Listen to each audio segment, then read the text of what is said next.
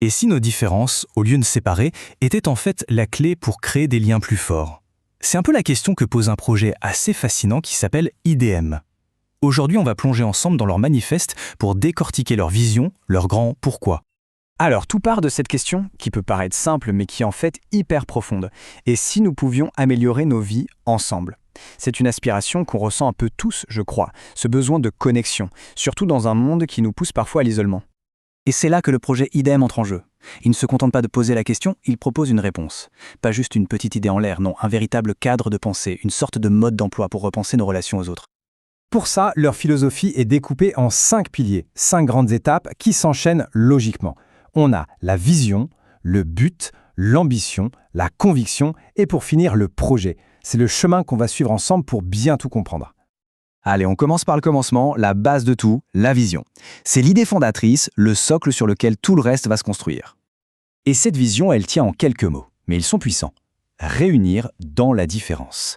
Attention, la nuance ici, elle est hyper importante. Il ne s'agit pas juste de tolérer les différences ou de faire comme si elles n'existaient pas. Non, l'idée, c'est de les utiliser comme le point de départ de l'union. En gros, qu'est-ce que ça veut dire? Ça veut dire qu'il ne faut surtout pas chercher à gommer qui en est.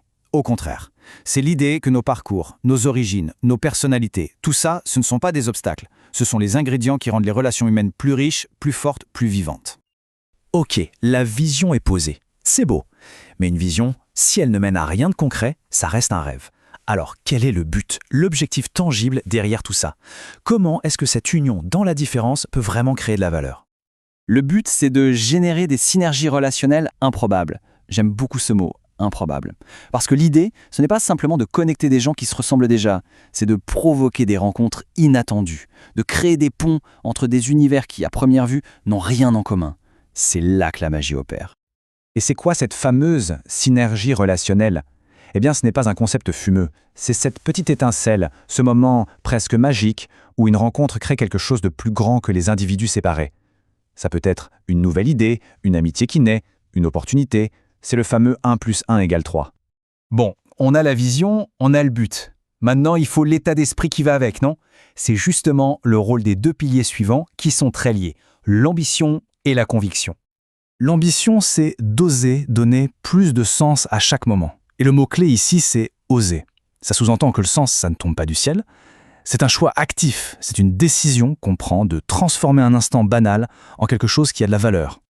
Et cette ambition, elle repose sur une conviction très forte, l'idée que chaque interaction humaine pourrait être optimisée. Alors attention, optimiser, ça ne veut pas dire plus rapide ou plus efficace comme pour une machine. Ça veut dire qu'on peut en extraire plus de valeur humaine, plus de connexion. Chaque rencontre, même la plus courte, a un potentiel caché. Alors, pour que ce soit bien clair, c'est quoi la différence? Un moment passager, c'est bref, c'est purement fonctionnel, on l'oublie 5 minutes après. Un moment optimisé, c'est un moment où on est vraiment là, où on est intentionnel. C'est la différence fondamentale entre simplement croiser quelqu'un et véritablement le rencontrer. Vision, but, ambition, conviction. On a presque toutes les pièces du puzzle. Toutes ces idées, elles convergent vers un dernier point, le pilier final. L'objectif ultime, le projet concret qui donne un sens à tout le reste. Et le voilà, le projet final, rassemblé pour des moments de fraternité.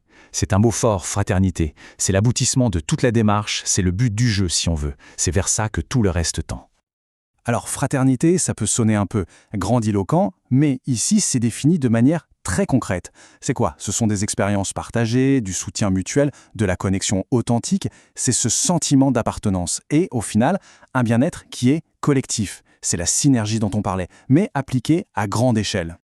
Donc, si on récapitule rapidement ce parcours, tout commence avec la vision, réunir dans la différence. De là découle le but, créer de la synergie. Pour y arriver, il faut l'ambition de trouver du sens à chaque instant. Et tout ça nous mène au projet final, bâtir la fraternité. C'est limpide, la logique est implacable.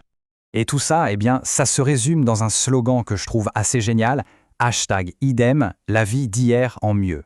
Il y a ce petit côté nostalgique, l'idée d'une vie sociale plus simple, mais en même temps, c'est complètement tourné vers l'avenir. C'est pas un retour en arrière, c'est une version améliorée. On va terminer sur cette dernière question qui, je trouve, résume parfaitement tout l'esprit d'IDEM. Et si chaque nouvelle rencontre était une promesse? La promesse d'une synergie, d'un moment qui a du sens, d'un petit bout de fraternité. Voilà la réflexion que nous laisse cette philosophie. Merci d'avoir suivi cette analyse avec nous.